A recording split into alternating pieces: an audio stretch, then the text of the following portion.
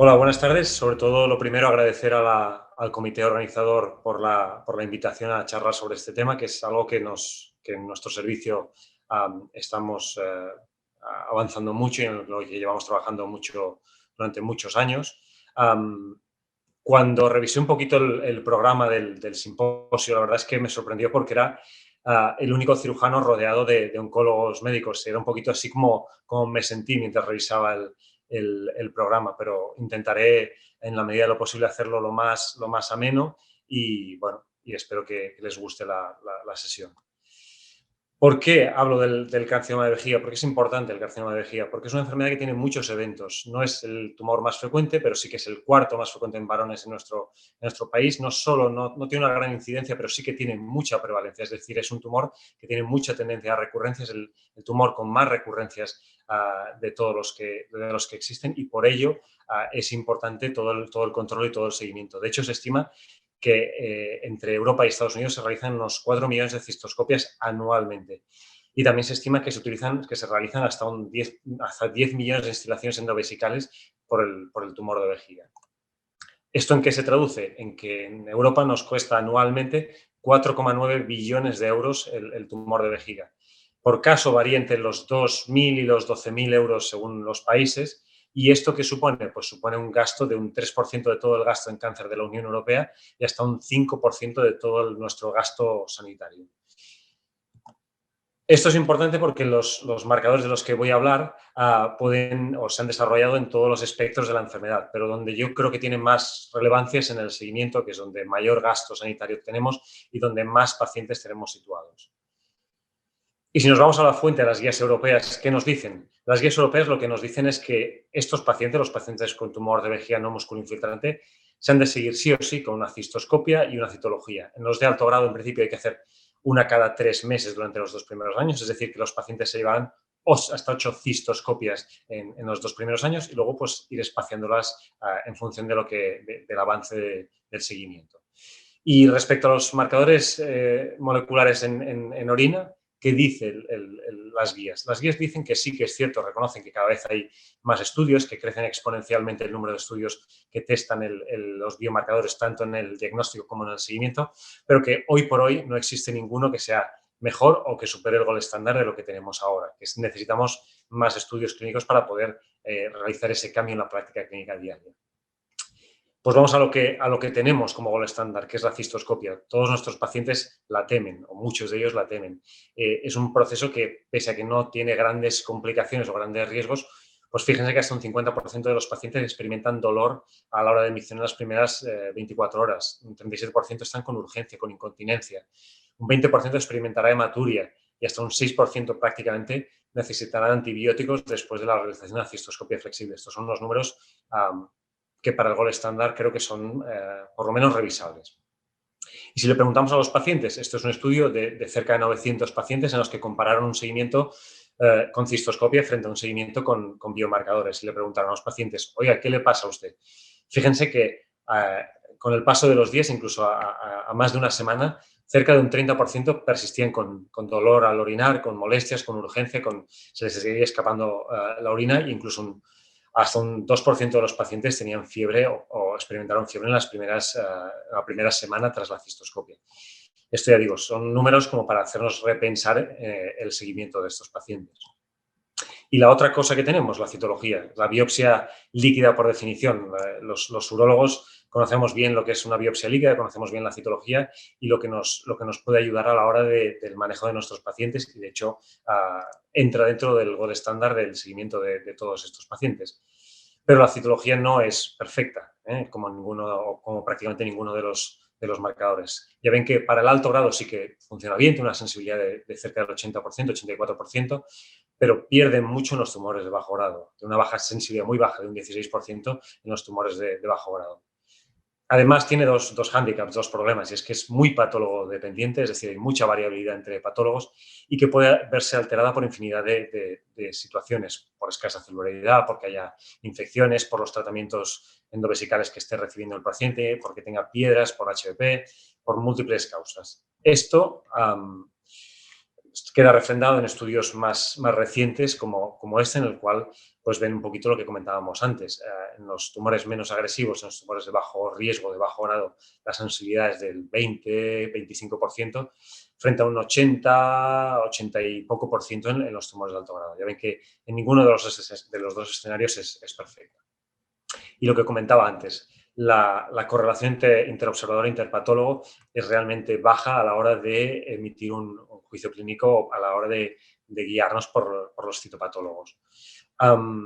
Los mismos citopatólogos hace unos años, hace 4 años, intentaron unificar en una nueva clasificación, que es la clasificación de París, algo más estandarizado en cuanto a la distribución de la citología de orina, pero todo y eso en los últimos años no ha mejorado de una manera significativa la sensibilidad de la citología ni la variabilidad que siguen experimentando interpatólogos. Por ello, hay cada vez más grupos que intentan elaborar nuevos protocolos con biomarcadores y se basan en una serie de premisas a la hora de seleccionar estos marcadores. Es importante entender que el valor predictivo de un marcador va a estar muy influido por la prevalencia de la enfermedad. Esto ya lo veremos más adelante, que hay estudios que intentan falsear esta prevalencia. De hecho, se ha de adaptar el marcador al escenario requerido. No es lo mismo en el estudio de la hematuria, en el diagnóstico de los pacientes, que en el seguimiento. Tampoco es lo mismo el seguimiento de un paciente con un tumor de bajo riesgo, en el cual no nos preocupa que progrese, porque no van a progresar, pero sí nos preocupan las recidivas. Por ello, también hay que evitarle al paciente cistoscopias innecesarias, es decir, dolor en el paciente. Por eso ha de tener un elevado valor predictivo negativo. En cambio, en el escenario de alto riesgo deberemos seleccionar marcadores que lo identifiquen lo más precoz posible, es decir, que detecten la enfermedad lo antes posible. Han de tener una muy elevada especificidad y un valor predictivo negativo muy elevado. También no es lo mismo el momento de la enfermedad en la que estemos, no es lo mismo el primer año, donde el riesgo de recurrencia y progresión es muy alto, frente al quinto, al sexto, al séptimo año, donde los riesgos de recurrencia o de progresión son realmente muy bajos. Todos estos son los biomarcadores existentes ahora mismo en el seguimiento del tumor de vejiga, y muchos de ellos que están todavía en fases iniciales, en fases experimentales. Y bueno, lo que comentábamos antes, a la hora de leer, de ponernos a leer lo que hay publicado sobre biomarcadores, es importante hacer una lectura crítica. Muchos de estos estudios tienden a falsear o a sobrevalorar las prevalencias, seleccionan pacientes, seleccionan momentos de la enfermedad, falsean el valor predictivo negativo, por ello el valor predictivo negativo. Los puntos de corte muchas veces los modifican en función de los resultados, hacen lo que yo llamo la magia estadística, es decir, inicialmente plantean unos puntos de corte, pero conforme van viendo cómo evoluciona la enfermedad y los números que van presentando, van modificando estos puntos de corte para que se adapten a los resultados deseados. Muchos de ellos equiparan la cistoscopia positiva a la presencia de tumor, y no siempre es así. La citología no siempre es positiva, no siempre equivale a un tumor. Muchas veces no hay anatomía patológica y lo están equiparando a un tumor. Y viceversa. Muchas veces las citologías negativas las dan como gol estándar, como ausencia de tumor con un marcador positivo. ¿Realmente esto es así? Es decir, ¿el marcador ha hecho un falso positivo o realmente estamos hablando de un efecto anticipatorio? Es decir, ¿se detectan ante las alteraciones genéticas que la aparición del propio tumor? ¿Realmente habrá que seguir estos pacientes más de cerca porque es posible que tengan más riesgo de desarrollar un tumor? Son preguntas que todavía están por esclarecer. Como ven aquí, todos estos son los biomarcadores que hay actualmente aprobados por la FDA en el seguimiento del tumor de vejiga. Como bien pueden ver, las sensibilidades y las especificidades no son ninguna maravilla, sensibilidades del 50-60%, especificidades del 70-80%. Esto hace que hoy por hoy, lo que comentábamos al principio, las guías clínicas no los recomienden como alternativa a la cistoscopia y la citología. ¿Qué le podríamos pedir a un biomarcador? Las 3 Bs: que sea bueno, que sea bonito y que sea barato, que sea fácil, que sea reproducible, que no necesite laboratorios excesivamente complejos o un procesamiento excesivo de la muestra, que sea mejor que lo que ya tenemos, mejor que la cistoscopia, mejor que la citología, que nos dé más información de lo que ya tenemos, que sea rápido, que no tardemos un mes en obtener el resultado para el paciente, porque esto puede generar angustia, y que, sobre todo, cuando nos enfrentamos a los gerentes, que sea coste efectivo, es decir, que sea más barato que la cistoscopia y la citología, que es lo que tenemos hasta ahora. Como ven aquí, esta es una tabla de todos los nuevos biomarcadores genéticos que existen, todos los que hay comercializados, no los aprobados por la FDA, y muchos, la gran mayoría están pendientes de aprobación por la FDA. Entre ellos, por ejemplo, Pichec, en este mes, se espera que este mes o el mes que viene esté aprobado por la FDA. Muchos de ellos ya ven que varían los escenarios, la gran mayoría de ellos, el escenario que manejas es el diagnóstico inicial, el diagnóstico del tumor de vejiga inicial, que tampoco creo que tenga mucho sentido, y sobre todo lo que yo les comentaba al principio, el momento del seguimiento es donde creo que pueden tener una mayor relevancia. Las dos notas que comentábamos antes, literatura, cada vez hay más. Si se fijan en el PubMed, el número de artículos sobre biomarcadores en el seguimiento del tumor de vejiga crece de manera exponencial mes tras mes. Pero lo que les recomiendo es eso, que lean la letra pequeña, que lean el diseño de los artículos, porque la gran mayoría de ellos, y es por ello que todavía no han tenido éxito, tienen unos diseños realmente dudosos y la selección de la población no es la real, la que nos encontramos en la clínica a diario. Por ello he seleccionado hablar sobre marcadores epigenéticos. Sobre epigenética se hablará en este simposio mucho, con lo cual tampoco yo no me entretendré excesivamente. Está muy estudiada en otros tumores como el glioma, como el cáncer de colon, como el cáncer de mama, y no solo en muchos tipos de tumores, sino también en muchas fases de la enfermedad, tanto en el diagnóstico precoz como para marcar el pronóstico o respuesta a diferentes tratamientos, y lo que más nos interesa a nosotros en el seguimiento también de los tumores. Los biomarcadores epigenéticos son aquellos que detectan, o la epigenética, vaya, es la ciencia o el estudio de aquellos cambios en la expresión génica que no presentan una alteración en la secuencia del DNA. De hecho, se considera un proceso que puede ser hasta fisiológico y en algunos casos, cuando afecta a genes supresores o a oncogenes, puede transformarse en un proceso ya no fisiológico, sino patológico. ¿Qué tipo de alteraciones epigenéticas tenemos? Pues tenemos la metilación del DNA, las modificaciones de las histonas y el RNA no codificador. Tampoco, ya les digo, no me entretendré excesivamente porque sé que se hablará más durante el simposio. Las metilaciones aberrantes del DNA son las más estudiadas, suele ocurrir a nivel de los nucleótidos de citosina y guanina, que se agrupan en pequeñas islas que son ricas en citosina y guanina, y se ha visto que ocurre hasta en cerca del 50-90% de los cánceres de vejiga. Habitualmente la tendencia es a hipermetilarse los genes supresores tumorales y tienen tendencia a hipometilarse los oncogenes. Incluso, ya les digo, se han estudiado en fases más iniciales de la enfermedad, incluso para el screening de la hematuria. La remodelación de la cromatina y la modificación de las histonas.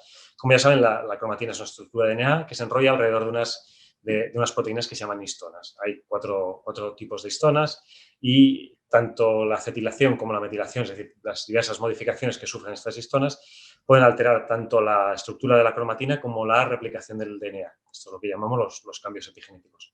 La mayoría de los tumores agresivos, la mayoría de los tumores de alto grado, los que más tendencia a progresar, presentan al menos una alteración en dichas histonas. Respecto al RNA no codificante, se consideran, es un grupo de 22 nucleótidos de RNA que regulan la expresión genética. Pueden ser cadenas largas no codificantes de RNA que regulan a nivel de la cromatina o pueden ser microRNAs que regulan a nivel más bien post-transcripcional. El mundo del microRNA realmente hoy en día es uno de los más estudiados y donde están apareciendo más estudios al respecto también. Esto es todo lo que tenemos en cuanto a marcadores epigenéticos en el seguimiento del tumor de vejiga. Ya ven que no hay tanto al respecto. Muchos de ellos son estudios sin repercusión a nivel del mercado. No todos estos estudios tienen marcadores que se ofrezcan en la práctica clínica diaria, pero sí que ven que sobre todo los últimos tienen una elevada sensibilidad, una elevada especificidad y un buen valor predictivo negativo, que era lo que queríamos pedirle a este tipo de marcadores en el seguimiento del tumor de vejiga. Respecto al EpiCheck, comentar cuatro palabras. Este estudio es de hace un par de años, con más de 400 pacientes, en el cual pues, se estudiaron pacientes en el primer año de seguimiento y se valoró la utilidad del EpiCheck en la detección precoz de las recurrencias.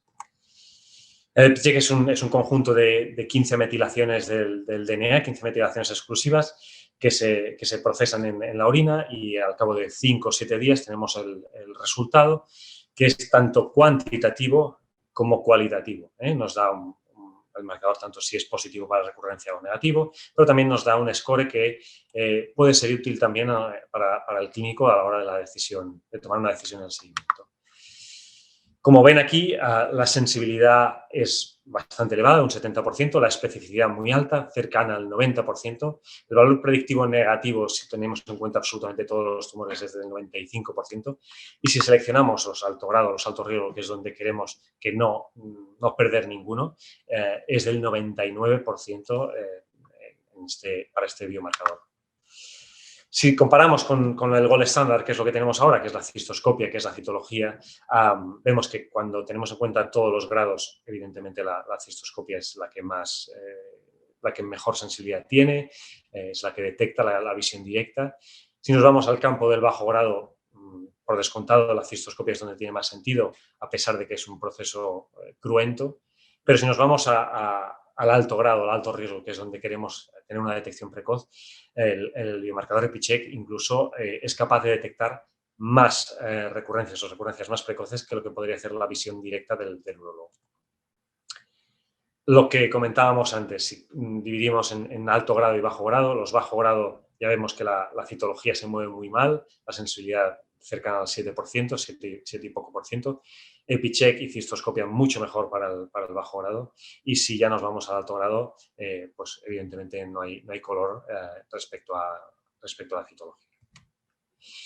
Estos son los diferentes biomarcadores epigenéticos que existen en el mercado ahora mismo. Todos ellos tienen, ya ven, un buen perfil que nos hace repensar en cómo hacer el seguimiento, cercano al 80 y pico por ciento de sensibilidad y especificidad. Si se fijan aquí, el EpiCheck tiene un perfil que yo creo que es muy, muy bueno, cercano, ya digo, tanto sensibilidad como especificidad al 90%, en el caso de especificidad 92%. Este es un trabajo que se presentó hace ya 2 años, ya estamos en el 2021, o sea que hace ya 2 años, en el que se amplió la corte de pacientes hasta casi los 700 pacientes, y ya ven que incluso ampliando la N, incluso ampliando el número de pacientes, la especificidad y el valor predictivo negativo seguían manteniéndose en los mismos valores, es decir, es aumentar la muestra, la sensibilidad y especificidad se mantuvo intacta. Respecto a lo que comentábamos, la sensibilidad por grado, cuando seleccionas todos los grados sigue siendo la cistoscopia y en los bajos grados igual, pero en el alto grado es espectacular como EpiCheck es capaz de detectar recurrencias cada vez más precoces, incluso antes que el propio ojo del urólogo. Este es un resumen de todo lo que hay publicado ahora mismo, con casi 2.000 pacientes respecto a EpiCheck, y si se fijan bien, lo que comentábamos antes, es sensibilidades cercanas al 100%, 90% en tumores de alto grado, especificidades también altísimas y un valor predictivo negativo 99, 98, 99, 100%. Son valores a tener muy en cuenta de cara al seguimiento de nuestros pacientes. Incluso hay un estudio de los compañeros aquí de la Fundación Puigverd, aquí en Barcelona, que lo testaron en tumores de vías, en tumores del tracto urinario superior. Es cierto que la N es pequeña, son solo 25 pacientes, pero fíjense que el valor predictivo negativo fue del 100%, es decir, que si EpiCheck salía negativo, en el 100% de los casos no había un tumor de vías. Esto hace pensar, o esto ha hecho pensar a los urólogos referentes en toda Europa en un cambio en el paradigma del seguimiento. En vez de machacar a nuestros pacientes con cistoscopias cada 3 meses, someterles a un proceso invasivo, proponen alternativas como es alternar el proceso invasivo con seguimiento con biomarcadores. Incluso hay algunos de ellos que siguen exclusivamente con biomarcadores y solo en caso de que positivice realizan una cistoscopia. De hecho, si aunamos lo que es las guías europeas con el sentido común y probablemente con el sentido económico, es decir, con la eficiencia de las pruebas, probablemente aquí ven un esquema de lo que sería el seguimiento habitual recomendado por las guías europeas. Y una alternativa podría ser esta: alternar cistoscopia con marcadores, ahorraríamos tiempo, ahorraríamos dinero, ahorraríamos molestias a los pacientes. Esta yo creo que es hacia donde va encaminado el mundo de los biomarcadores en el seguimiento del tumor de vejiga. Para concluir, lo que les comentaba, los marcadores probablemente pueden hacer que reduzcamos la frecuencia de las cistoscopias y, por tanto, un procedimiento que es invasivo y molesto para nuestros pacientes. Es posible que incluso puedan detectar tumores en fases más precoces o pacientes a vigilar de una manera más exhaustiva. Podrían reducir costes. Piensen que la cistoscopia y la citología son caras. No es un seguimiento barato, ya lo hemos visto al principio. Los costes en el seguimiento de tumología son muy altos. Y más en la era COVID, en la cual hay que evitar al máximo posible el contacto, la visita del paciente al hospital. Como desventaja, quizás no son capaces de detectar todas las recurrencias, pero tampoco nos interesa. Donde peor se manejan quizás es en el bajo grado e incluso son mejores que la citología. Pero ya digo, detectar una recurrencia de medio milímetro o de 1 milímetro o de 3 milímetros en un paciente de bajo riesgo, de bajo grado, tampoco no me preocupa detectarlo cuando tenga 1 centímetro. Los falsos positivos que podamos tener, sí que es cierto que pueden generar ansiedad al paciente, que pueden generar costes adicionales porque conllevará una cistoscopia, pero quizás no son falsos positivos, quizás nos están avisando de un efecto anticipatorio, quizás en un futuro ese paciente tiene más riesgo de desarrollar una recurrencia, una recidiva, ¿no? Y importante ver cómo se manejarán en la práctica clínica diaria en un escenario clínico real. Gracias por su atención.